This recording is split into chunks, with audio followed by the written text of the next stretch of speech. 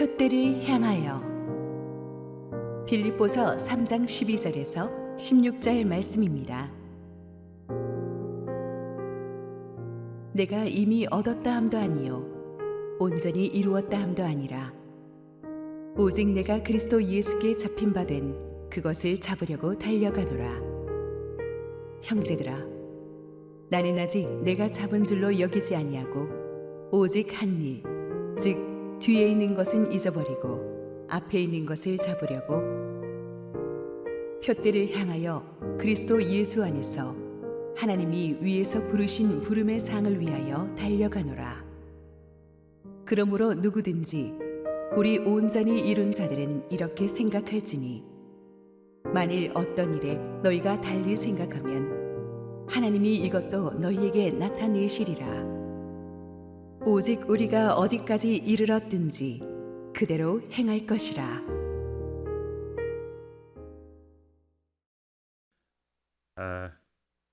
경영학 전공하신 분들이나 기업하시는 분들은 아마 현대 경영학의 아버지라고 불리는 피터 드러커라는 이름을 한 번쯤은 들어보셨을 겁니다. 마이크로소프트의 빌 게이츠의 평생 스승과도 같은 아주 유명한 경영학자죠. 저도 30대 초반 목회자 시절에 처음 그분의 책을 읽고 굉장히 충격을 받고 제 인생의 그 모토로 삼은 핵심 티칭이 하나 있다면 평생 배우는 학생의 자세로 살아라라는 것입니다.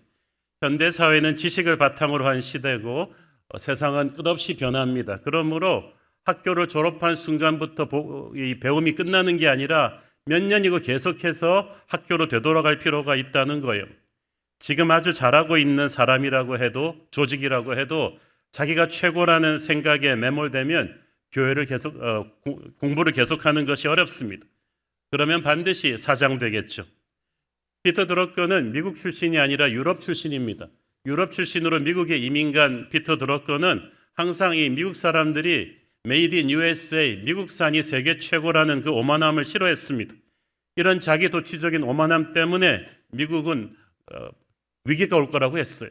실제로 미국의 자동차 업체는 자기 개발에 소홀하다가 일본의 도요타, 닛산 같은 자동차에 추월당했고 전자업체도 소니, 히다치 등에 추월당했습니다. 그 뒤로는 이제 21세기 들어선 한국의 삼성, 현대, LG에게 추월당하기 시작했다고 드러커는 개탄했습니다. 이 드러커가 항상 했던 말은 과거를 무자비하게 잊어버리라는 말이었습니다. 역사의식을 갖지 말라는 말이 아니고 과거의 실패나 성공에 고착되어서 새로운 미래를 만드는데 게을리해서는 안 된다는 뜻이죠.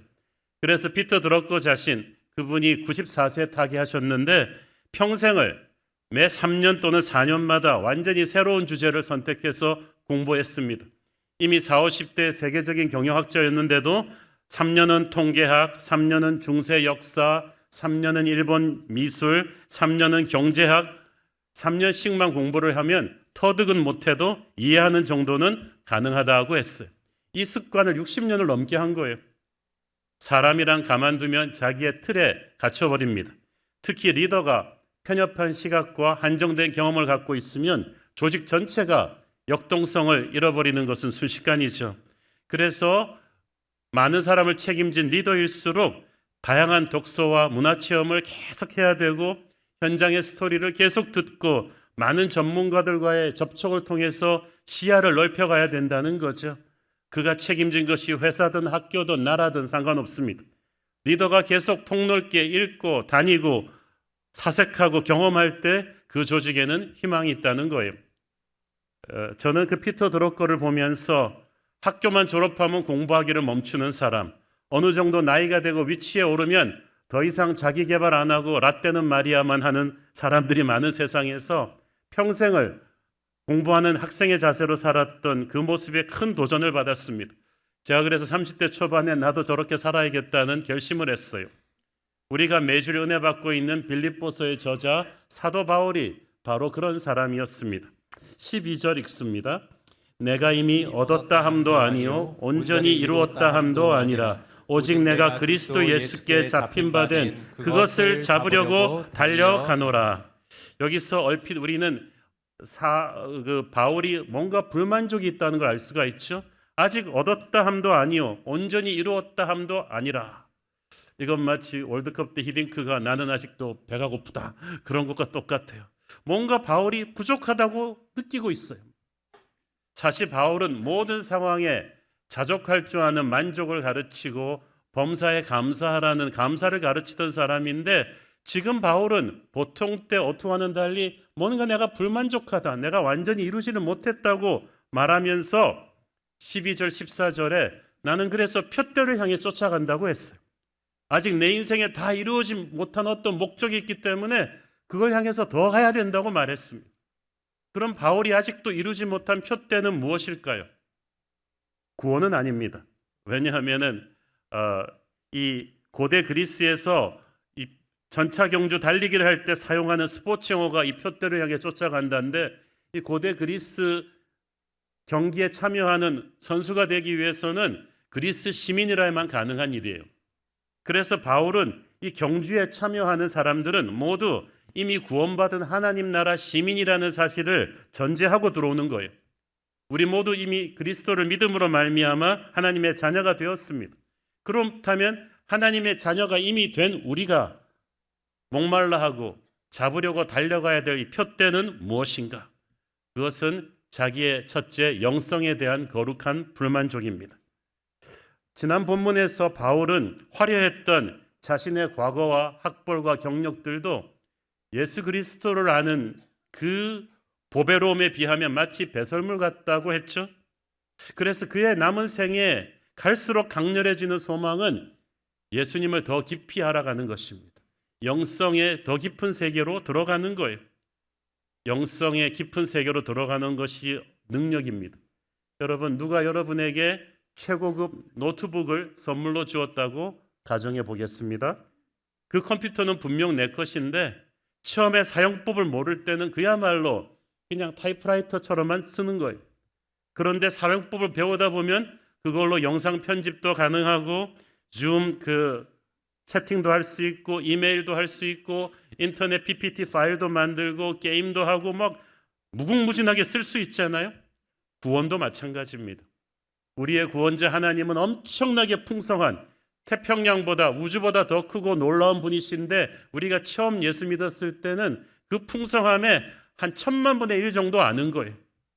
그래서 우리가 점점 더 깊이 그분을 알면 알수록 그 거룩한 영적인 체험과 지식이 하늘의 능력을 우리로 하여금 다운로드하게 할 것입니다. 몰라서 못 쓰는 사람이 너무나 많거든요. 저는 바울이 그런 맥락에서 자기는 좀 더 예수님을 알고자 하는 푯대를 세웠다고 했어요. 평생 그랬어요. 저는 바울 같은 어른이 자기보다 한참 어리고 자기한테 배운 영적 제자들인 빌립보 성도들 앞에서 자기 영성의 부족함을 말하고 자기가 평생 더 가야 된다는 것을 인정했다는 사실이 놀랍습니다. 사도 바울이 누굽니까? 이미 30대 초반에 당대 최고의 석학인 가말리엘의 수제자로 구약 성경과 율법을 아주 달통하던 사람입니다. 명문 베냐민 가문의 아들입니다. 평생 전 세계로 돌아다니며 교회를 세우고 초대교회 지도자들을 양육했던 베드로와 함께 초대교회 전체가 존경하는 큰 영적 지도자인데, 그런 바울이 자기가 가르쳤던 빌립보 교인들 앞에서 아직 나는 가야 될 길이 멀다, 아직도 나는 영성이 더 깊은 데로 가는 푯대가 있다고 했어요. 아니, 바울같이 영성 깊은 사람이 예수님을 더 알아야 된다고요? 그렇죠. 원래 최고의 음식을 맛본 사람만이 더 맛있는 음식에 대한 갈구가 있어요. 원래 공부는 잘하는 사람이 더 하는 거예요. 공부를 잘하는 사람은 자기가 모르는 게 뭔지를 알아요. 그래서 그거를 배워야 된다는 걸 아는데, 공부 못하는 애들은 자기가 모르는 것이 뭔지도 모르기 때문에 자기는 그냥 거기서 충만하다고 생각하죠. 바울은 스포츠도 그렇습니다. 연습 안 해도 될 만한 스타 플레이어들이 오직 열심히 더 연습하고요. 그렇지 않은 선수들이 더 게을러요. 바울은 최고의 영성에까지 간 사람이기 때문에 자기가 그래도 한없이 부족한다는 걸 알아요. 정말 놀라운 기도의 사람이었기 때문에 더 깊은 기도의 세계로 가기를 원했어요. 놀라운 말씀의 사람이니까 더 깊은 말씀의 의미를 깨닫기 원했고, 진실한 예배자였기 때문에 더 깊은 성령의 예배의 기쁨을 원했습니다. 우리의 영성이 깊어지지 않으면 세상 앞에서 우리가 무기력해지기 때문이에요. 많은 성도들이, 많은 영적인 지도자들이 참 희한한 자기 도취에 빠져 있어요. 난 이 정도면 됐다. 그 당시 빌립보 교회를 분열시키고 있던 평신도 지도자들도 마찬가지였어요. 자기들이 이미 대단한 영적인 수준에 이르렀다고 생각했어요. 남보다 교회 다닌 세월이 더 길다고 해서, 내가 직분자라고 해서, 성경 지식이 조금 더 있고 사역을 좀 더 많이 했다고 해서 나의 영성의 수준이 하나님 보시기에 더 대단한가요? 그렇지 않죠. 그래서 예배를 볼 때 매너리즘에 빠진 그 기성신자들도 많아요. 그런데 바울은 남과 비교하면서 자기 도취에 빠지지 않았습니다. 바울은 항상 예수 그리스도의 수준에서 자기를 비춰보았고, 그래서 늘 부족함을 느꼈어요. 저와 여러분도 늘 예수님을 바라보면서 더 깊은 영성의 세계를 추구하기를 원합니다. 기도가 더 깊어지시고, 말씀이 더 깊어지시고, 예배가 더 깊어지는 저와 여러분 되기를 축원합니다. 바울이 가지고 있던 또 하나의 거룩한 불만족은 자기에게 주어진 사역, 사명에 대한 불만족이었습니다. 하나님은 바울에게 세계 복음화의 사명을, 이방인 선교의 사명을 맡기셨어요. 이방인 땅에 가서 교회를 세우고, 또 바울은 뛰어난 학자였기 때문에 그들을 제자 훈련시키는 양육의 사명까지 주셨어요. 그래서 바울은 이 사명을 위해 평생을 몸이 부서지도록 뛰었어요. 지금 빌립보서를 쓰고 있는 때가 AD 62년인데 처음 회심하고 하나님이 부르신 때부터 30년이 지난 뒤였어요. 그 30년, 지금 바울이 60대 초반인데 그 30년을 바울은 정말 밀도 있게 살았습니다. 소아시아와 마케도니아와 그리스 곳곳을 돌면서 수많은 곳에 교회를 세웠어요. 그 교회 세우는 과정은 쉬웠어요? 갈 때마다 돌 맞고 쫓겨나고 감옥에 갇혔고 욕먹고 배가 난파되고, 그런데 몸도 병약했단 말이에요. 그런 데를 걸어다니면서 비바람을 뚫고 그렇게 교회를 세우고, 또 돈이 부족할 때는 이중직으로 텐트 깁는 일까지 해가면서 잠을 줄여가면서 곳곳에 제자들을 세웠어요. 하나님께서는 바울을 통해서 30년 동안에 수많은 초대교회들을 세우셨고 수많은 기적을 일으키셨어요. 그래서 지금 감옥에 갇혔어요. 감옥에 갇혀서는 지금 놀았나요? 여기서도 빌립보서 썼죠, 에베소서 썼죠, 골로새서 쓰고 있죠. 계속 감옥에서 세 군데 교회를 향해서 제자 양육 교재를 써내고 있었다는 말이에요.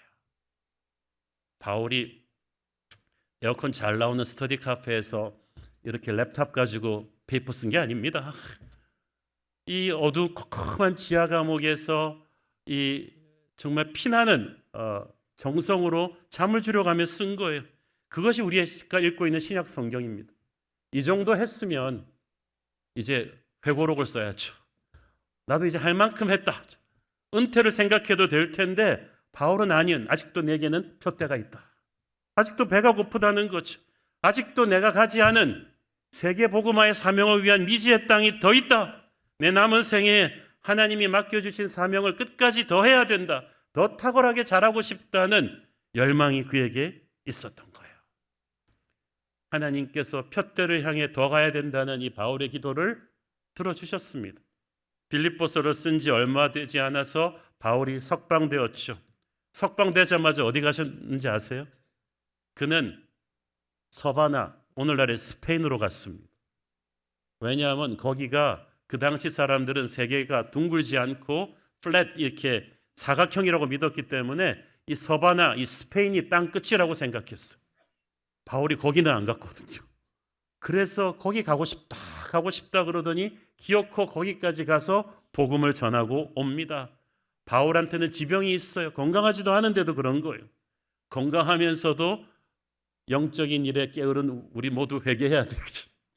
그가 또 전에 세웠던 그레데와 에베소와 빌립보 교회들을 재방문해서 격려하고, 그리고 계속 여행하면서 디모데전서, 디도서 쓰고 다시 한번 5년 뒤에 로마 감옥에 수감된 뒤에 마지막 죽음을 앞두고 디모데후서까지 쓰고 순교당합니다. AD 67년. 그러니까 이 빌립보서를 썼던 AD 62년과 석방된 67년 사이에 단 5년, 60대 중반의 그 세월에 바울은 또 놀라운 일을 행한 것입니다. 저는 12절, 14절에 각각 나온 이 달려가노라는 이 말을 우리가 주목해야 된다고 봅니다. 헬라어 원어의 뜻은 피와 땀을 쏟을 정도로 최선을 다해 쏟아붓는다는 뜻이에요. 마지막 결승점을 향해 달려가는 총력 질주하는 운동선수를 묘사할 때 쓴 말이에요. 사랑하는 여러분, 능력이 부족한 건 할 수 없어도 정성이 부족하면 안 됩니다. 하나님의 일을 할 때 설렁설렁해서는 안 돼요. 저는 교회에서 성가대나 이런 거 할 때 은혜롭게 합시다 이런 말 굉장히 안 좋아합니다. 은혜는 그럴 때 쓰는 말 아니거든요. 여러분, 작은 일이라도 하나님의 일은 큰 일이에요. 정성을 다하셔야 돼요. 바울은 교회 하나하나 세울 때마다, 편지 하나하나 쓸 때마다 총력을 기울여서 베스트를 쏟아부었습니다. 그 시원찮은 건강으로 그 힘든 상황에서 잠을 줄여가며 제자를 양육했다는 말이에요. 그러면서 그는 자신의 능력에 맞는 일을 달라 하지 않았어요. 하나님이 주신 일을 감당할 수 있는 능력을 달라고, 60대 초반의 사람이 지경을 더 넓혀달라고, 스페인까지 갈 수 있게 해달라고, 내 남은 생에 목회 서신을 더 쓰게 해달라고, 평범한 일도 비범하게 할 수 있게 해달라고 기도합니다. 그랬더니 하나님께서 그를 통해 역사하셨습니다. 사랑하는 여러분, 우리 열심히 삽시다. 하나님이 우리에게 주신, 바울의 예수님이 우리의 예수님이잖아요. 또 한 가지, 최선을 다해 사는 것도 중요하지만 선택과 집중이 또 필요합니다. 하나님께서는 우리 모든 믿는 사람들에게 똑같은 사명을 주시지는 않았어요. 재능과 은사와 그 당시 상황에 따라서 역할이 달라요. 베드로, 요한은 주로 유대인 사역이었고 빌립은 사마리아 사역이었지만 바울은 열방을 향한 이방인 사역자로 준비한 사람이었어요. 우리가 슈퍼맨이 아니기 때문에 남이 하는 거 좋은 거 다 잘할 수는 없고요.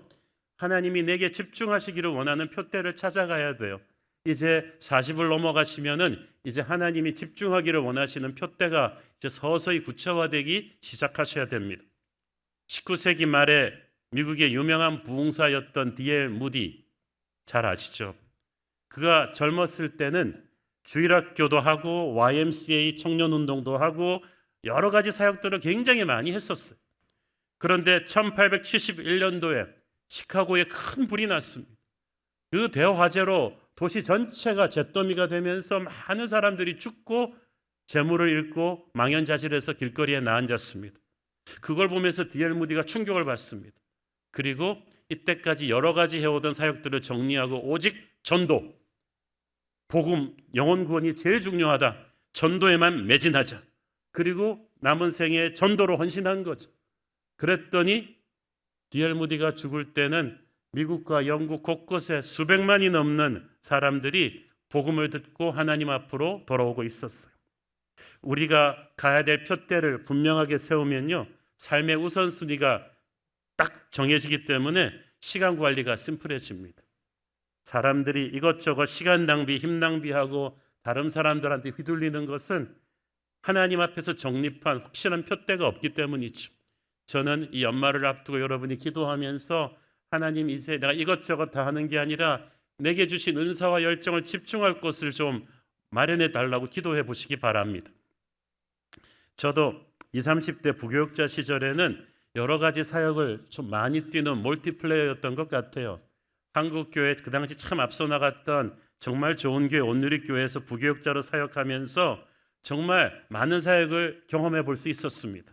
그때는 두란노서원 바이블 칼리지 확장하면서 한국교회 많은 목회자님들 훈련시키는 프로그램도 접해보았고, 그리고 또 주중에는 한동대나 숭병여대 겸임교수도 하면서 젊은이 사역도 경험해 보았고, 외부 기업체나 정부 조직 리더십 강의를 가면서 세상 속에 있는 크리스천의 사명에 대해서도 많은 경험을 쌓았습니다. 아마 그때는 부교육자로서 제가 아직 젊고 건강했기 때문에 하나님께서 다양한 경험을 해보게 하신 것 같아요. 그런데 40대 초반에 안면마비가 걸리면서 건강에 적신호가 왔고, 몇 년 후에 새로운 교회를 개척하면서 정리가 됐어요. 하나님께서 저의 외부 사역을 싹 줄이고 이제 남은 생에는 표대는 새로운 교회. 그래서 새로운 교회 목양과 설교와 그걸 바탕으로 책 쓰는 일로 그냥 쫙 정리가 된 거예요. 제 인생의 후반전에 이제 표되는 새로운 교회, 집중을 하니까 하나님께서 성령의 은혜를 우리 교회가 주시는 것 같습니다. 표대가 분명하면 이 부수적인 것들이 정리가 됩니다. 고린도전서 9장 25절을 보세요. 시작. 이기기를 다투는 자마다 모든 일에 절제하나니 그들은 썩을 승리자의 관을 얻고자 하되 우리는 썩지 아니할 것을 얻고자 하노라. 자, 이기기를 다투는 자는 역시 올림픽 경기의 선수를 가리키는데 모든 일에 절제한다. 절제한다는 것은 디스플린 한다는 뜻이에요. 운동선수들이 최상의 컨디션을 발휘하기 위해서 자기 관리하는 것을 의미합니다. 일단 국가대표가 돼서 태릉 선수촌에 딱 입소하면은 먹는 거, 마시는 거, 잠자는 거 다 관리를 합니다. 그런데 남이 관리해 주기 전에 우리는 스스로로 관리해야죠. 선수 생활 전성기를 훨씬 지난 뒤에도 30대 후반에도 여전히 건재한 테니스의 조코비치 선수나 미국 프로농구의 르브론 제임스 같은 분들 보십시오. 30대 말 이제 40을 넘었는데도 뛰는 체력은 20대들이랑 결코 뒤지지 않아요. 왜? 평생 자기 관리가 남보다 철저했기 때문이죠. 철저하게 술, 담배 멀리하고 먹는 음식, 자는 시간 조절하고 자기 몸 관리하고 건실한 가정생활하고 그러니까 롱런하는 거예요. 크리스찬인 우리도 열정만 가지고는 되지 않아요. 열정을 위해서 자기 관리를 해야 돼요. 우리가 정신없는 세상 속에 살지만 이 세상의 소비 문화, 엔터테인 문화 다 동승해서 따라갈 필요는 없어요. 여러분 잠잘 거 다 자고 유튜브, 넷플릭스 볼 거 다 보시고 놀러 다닐 거 다 하시고 SNS 채팅방에서 남의 참견 다 하시면서 어떻게 표대를 향해 매진할 수 있어요? 어떻게 우리의 영성과 사역이 더 깊어질 수 있습니까? 가장 소중한 것을 위해서 괜찮은 것들을 가지치기 할 수 있는 결단이 저와 여러분에게 있기를 바랍니다. 13절 말씀에 보면 바울은 뒤에 있는 것은 잊어버리고라고 말합니다. 과거를 무시하거나 부인해버리란 얘기가 아닙니다. 인간인 이상 그럴 수는 없죠. 과거에서 배울 건 배우는 역사의식은 또 있어야 됩니다. 옛날의 승리는 우리에게 영감을 주고 옛날의 실수는 우리에게 경고를 주기 때문입니다. 그러나 바울이 지금 여기서 과거의 사슬에서 자유하라는 말은 뒤의 것을 잊어버리라는 말의 의미예요. 더 이상 과거의 상처에 의해서 너의 삶이 지배당하지 않도록 하라는 거예요. 너무나 많은 분들이, 멀쩡한 분들이, 성공하고 있는 것 같은 분들이 실은 자기 포텐셜의 100%를 발휘 못하고 있어요. 왜냐하면 과거의 실패의 트라우마 때문에 한 30-40%는 계속해서 그 과거를 잊지 못한 분노와 쓴뿌리 때문에 묶여 있는 거예요. 특히 사람에게 상처받은 기억은 정말 오래갑니다. 이전 교회에서 한번 상처를 받으신 분들은 보통 우리 교회 새가족 등록하는데 교회 출석하실 때부터 시작해서 보통 한 3-4년이 걸립니다. 그렇게 뒤늦게 등록하시고 나서야 이제 교회 공동체에 들어오셔서 수많은 좋은 양육 프로그램과 공동체 생활의 기쁨과 사역의 기회를 다 경험해 보시고 나서 하시는 말씀, 목사님 제가 빨리 등록했어야 되는데 이전 교회에 대한 상처가 너무 커서 마음을 여는데 몇 년을 걸려가지고 이 몇 년을 낭비해버린 게 너무 아깝다는 거죠. 그렇습니다. 사람에게 상처받아서 새로운 기회에 마음을 열지 않는 것, 이것이 마귀가 원하는 거예요. 아픈 과거가 준 상처가 몇 개 없는 사람 누가 있습니까? 그러나 이 과거를 부인하려고 하지 말고요. 본인의 의지로 극복하려고도 하지 마시고 이 과거 가장 상처받았던 순간으로 예수님을 모시고 가십시오. 그래서 예수님의 보혈로 그 상처가 있지만 덮어달라고 하세요. 있었던 일을 부인할 수가 없지만 그 상처가 내 영혼에 끼쳤던 독소를 뽑아달라고 하십시오. 그때 여러분은 자유를 느낄 것입니다. 그리고 쓰레기 속에서 피어난 장미처럼 하나님은 내게 고난을 통해서 오히려 은혜를 주셨음을 깨닫게 될 거야. 과거를 성령의 눈으로 제대로 해석하는 게 영성이거든요. 그래서 바울은 많은 고난과 배신과 상처를 겪었지만 모든 것이 합력하여 선을 이루었다고 말할 수 있어요. 그러니까 바울은 과거의 상처에 발목이 잡히지 않고 계속 미래로 매진할 수 있는 것입니다. 과거의 실패에서 오는 트라우마도 우리를 힘들게 하지만 거꾸로 과거의 성공이 주는 자존심 때문에 새로운 미래를 시작하기 어려운 사람들이 있습니다. 내가 어느 대학 나왔는데 내가 지금 이 일을 할 군번이냐? 내가 나이가 몇 살인데 나도 옛날에는 잘 나갔는데 이러면 발전이 안 돼요. 여러분, 마음을 비우세요. 다시 처음부터 시작하겠다는 겸손이 있어야 돼요. 우리 새로운 교회에서 신앙생활 가장 잘하시는 분들은 이전 교회에서 장로, 집사, 권사, 중진 이런 거 했다는 거 과시하지 않으시고 처음부터 겸손하게 들어오시는 분들이에요. 그러면 하나님께서 놀라운 새로운 미래의 은혜를 주십니다. 과거의 사슬에서 박차고 나올 수 있는 것은 새로운 미래를 붙잡기 때문에 가능한 것입니다. 여기서 이 헬라어 문법이 재밌습니다. 뒤의 것을 잊어버리라, forgetting what is behind 하면서 그렇게 할 수 있는 것은 우리가 동시에 앞의 것을 잡으려고 달려가기 때문이라고 그랬습니다. 이걸 조금 문장적으로 조금 더 스트레치해서 해석한다면 우리가 앞의 것을 잡으려고 뛰지 않는다면 자꾸 뒤의 것이 생각나게 돼 있다는 뜻이에요.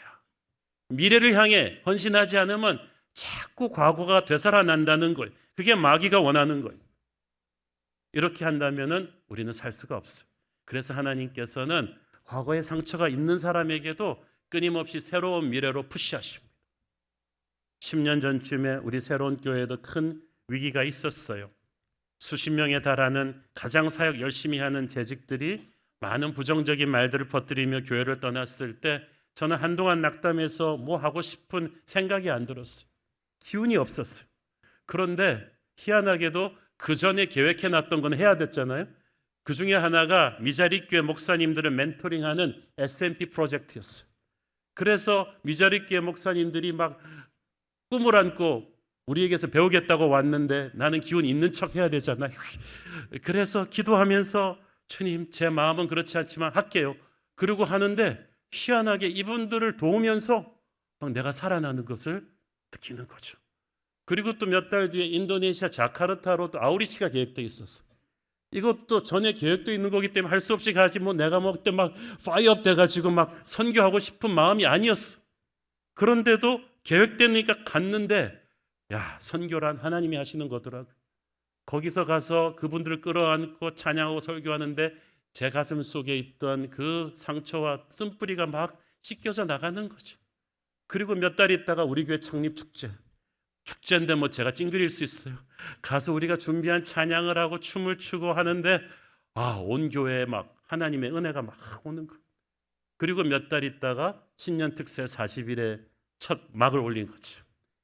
2016년 신년 40일 특세를 기억하시는 분들은 얼마나 불같은 성령의 역사가 그걸 통해 임했는지 아실 거예요.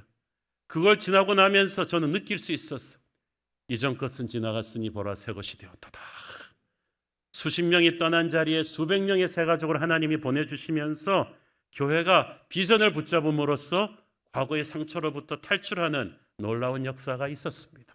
저는 여러분에게도 그런 축복이 있기를 바랍니다.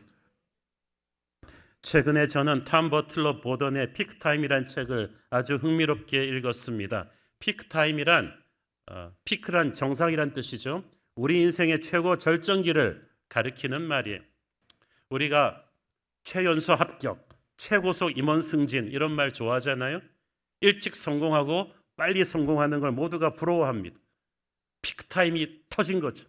그러나 우리는 세상이 정하는 속도에 좀 노를 할 수 있어야 됩니다. 역사는 항상 한 발 늦게 이 피크타임이 터진, 한 발 늦게 잠재력이 폭발한 사람들의 이야기로 가득하기 때문입니다. 사실 우리는 피크타임이 이르렀을 때 비로소 보면서 야, 저 사람 하룻밤 사이에 성공했네 그렇게 하지만 사실 싹이 틀 때까지 얼마나 오랜 시간이 땅속에서 있었는지 몰라요. 갑자기 봉우리가 텄을 때만 우리는 보니까 벼락 성공했다고 생각하죠. 그런 맥락에서 이 저자는 피크타임을 위한 리드타임을 기억하라고 합니다. 리드타임은 상품의 주문 일시하고 실제로 인도되는 일시 사이에 경과되는 시간을 가리킵니다. 그러니까 피크타임이 터지기까지 보이지 않는 땅 밑에서 준비되었던 기간이 바로 리드타임인 거예요. 그러니까 그 사람이 얼마나 젊은 나이에 성공했는가 보다 중요한 것은 그 사람이 리드 타임이 언제 시작되었는가가 중요해요. 그 남들 보기에 모차르트가 26살에 유럽의 음악 신동으로 팍 데뷔했을 때 갑자기 하늘에서 별처럼 떨어진 천재다 그러지만 실은 모차르트는 21년 전인 5살 때부터 작곡을 공부한 사람이에요.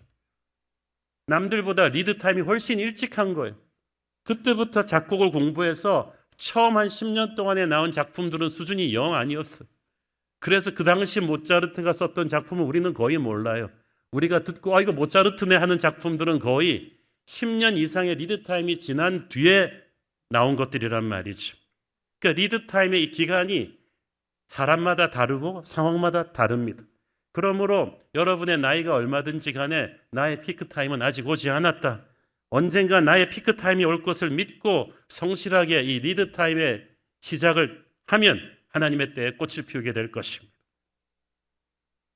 헐리우드 블록버스터 영화로 만들어졌던 반지의 제왕 아시죠? 저도 이 영화 팬입니다. 이 저자 T.R. 톨킨이 원래 역사 언어학자입니다. 그리고 북유럽 신화를 정통한 인물이에요. 그래서 반지의 제왕에 보면 여러 요정들의 언어가 나오고 북유럽 신화의 스토리들이 다 퓨전되어 있잖아요. 게다가 그는 젊은 시절 영국, 스위스의 아름다운 자연을 많이 여행해가지고 대자연의 그 그림들을 항상 자기 소설에 써놓는 사람이었어요.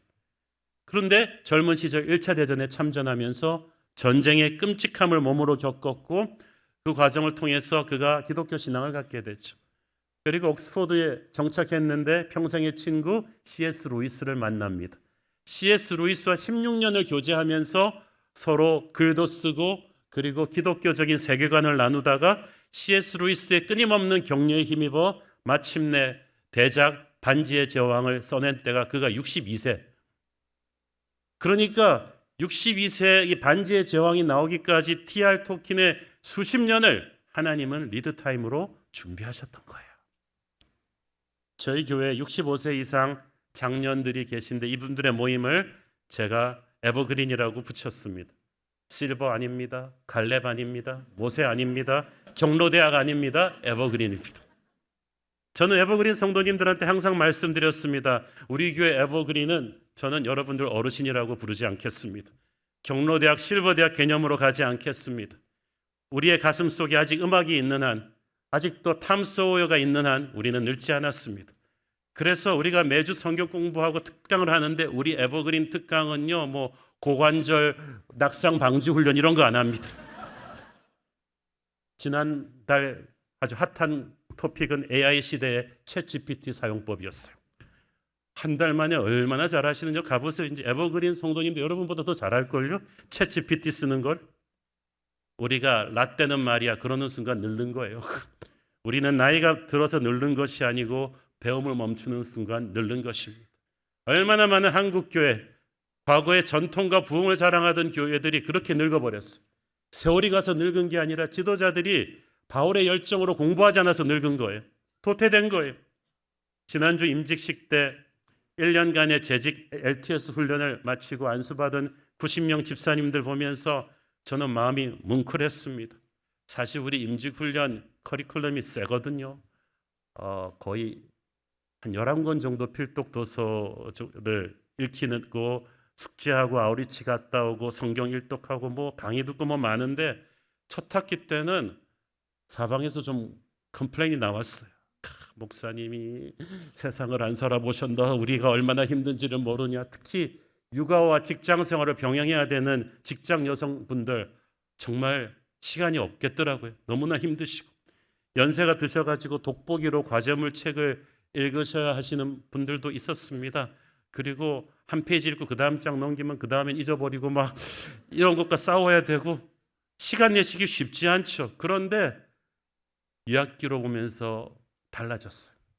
훈련이 끝난 지금 하나같이 하시는 말씀들은 마치 새가 알을 깨고 나오는 것 같이 새롭게 태어나는 경험이었다. 내가 언제 학교 졸업하고 이렇게 많은 책을 읽을 수 있을지 몰랐다. 이 나이에 새로운 것을 공부할 수 있다는 것, 훈련을 위해 나를 쳐서 이렇게 밀도 있는 시간 관리를 할 수 있다는 것, 내가 집에서 TV 안 보고 유튜브 안 보고 책 보니까 우리 애들도 공부를 하더라. 이런 간증들이 막 쏟아져 나왔어요. 그렇습니다. 저는 우리 교회 모든 리더들이, 목사님, 장로님, 재직 성도들이 매일 주님을 더 알기 위해, 더 영성이 깊어지기 위해 훈련받고 더 사역이 업그레이드 되기 위해서 자신을 치기를 바랍니다. 그러면 우리 다음 세대가 도전받을 거예요. 말이 나온 김에 우리 20, 30대 청년들에게도 도전하고 싶습니다. 여러분, 아직 젊어서 시간이 많은 것 같죠? 시간 많지 않아요. 중요한 것은 리드 타임을 빨리 시작해야 된다는 거예요. 성경에는 어린 나이부터 하나님께 영광 돌리기 위해 리드 타임을 시작한 영웅들이 많습니다. 다니엘이 그랬습니다. 그는 10대 소년 때 남의 나라의 노예로 끌려간 그런 비참한 상황에서도 나는 하나님께 내 인생을 드리기 위해서 함부로 몸을 굴리지 않겠다. 최선을 다해 주님께 기도하며 살겠다는 결심을 선포했어요. 리드 타임이 시작된 거죠. 그의 80인생 동안 하나님께서는 세계조국 바벨론, 페르시아의 중심적인 인물로 그를 쓰셨잖아요. 청년 여러분, 젊은 나이에 헌신하십시오. 하나님께 리드 타임을 시작하겠다고 선포하세요. 여러분의 인생은 달라질 거야. 우리 주님도 어려서부터 지혜와 성령이 충만하셨지만 30년의 리드 타임을 준비하셔가지고 마지막 3년의 픽 타임에 얼마나 파워풀한 사역을 하셨습니까?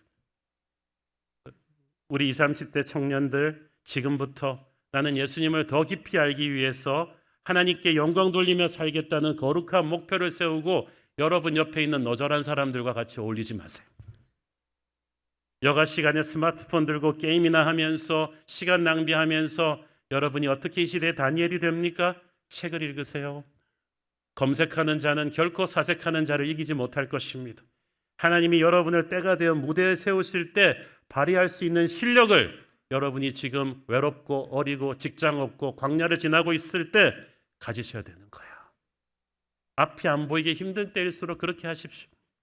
저도 20대 중반에 신학교 졸업하고 풀타임 사역지를 못 구해가지고 1년 반을 참 미래가 불안해서 쉬어야 됐던 때가 있었습니다. 하지만 그때 저는 누구보다 열심히 책을 읽고 여러 세미나를 다니면서 치열하게 공부를 했습니다. 아직 내게 뛸 수 있는 무대가 주어지진 않았지만 그 순간이 올 때 후회하지 않도록 준비한 거죠. 그래서 제가 거인들의 발자국을 시작해서 지금까지 30권에 넘는 책을 쓰면서 목회할 수 있는 그 준비가 그때 된 것 같아요. 여러분, 성실한 리드타임의 시간 없이 어느 날 갑자기 피크타임은 오지 않습니다. 14절 읽습니다. 표대를 향하여 그리스도 예수 안에서 하나님이 위에서 부르신 부름의 상을 위하여 달려가노라. 하나님은 이 땅의 상급에는 우리가 욕심을 안 내도 천국 상급에는 한번 욕심을 내보기를 원하십니다.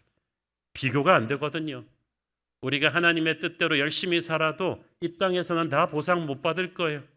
그 이름 없이 빚도 없이 사역하시는 선교사님들의 수고를 이 땅에서 어떻게 다 보상해 주겠어요. 그래서 인생이 좀 억울하게 느껴지실 때도 있을 거예요. 그러나 실망하지 마십시오. 진짜 시상식이 하늘나라에서 기다린다는 거예요. 구원도요, 자기만 간신히 구원받아가지고 그냥 천국의 턱걸이에 가서 톡 쓰러지는 사람이 있고, 이 땅에서 선한 싸움 다 싸우며 전도하고 제자 양육하며 하나님의 뜻을 행해서 천국으로 갈 때 이미 이 사람의 오빠 부대가 천국에 가득하고 함께 들어가는 믿음의 형제 자매들이 가득한 축제 셀레브레이션으로 들어가는 영광스러운 구원이 있단 말이에요. 여러분은 반드시 그 후자에 속하기를 바랍니다. 천국은 게으른 성자들의 모임이 아니에요.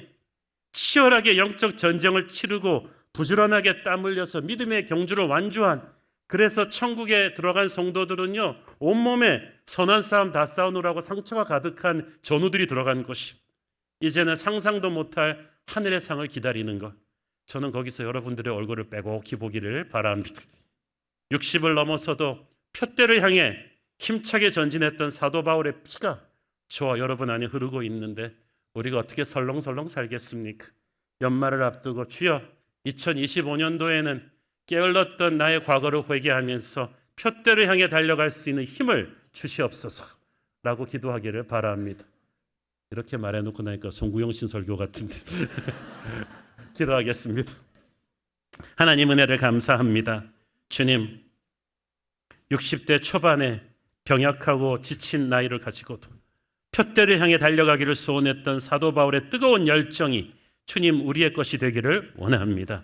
인생을 낭비하며 대충 살지 않게 하여 주시고 표대를 향해 달려가는 우리 모두가 되게 하옵소서. 예수님 이름으로 기도했습니다. 아멘. 다 함께 일어나셔서 봉헌 찬양 드리겠습니다.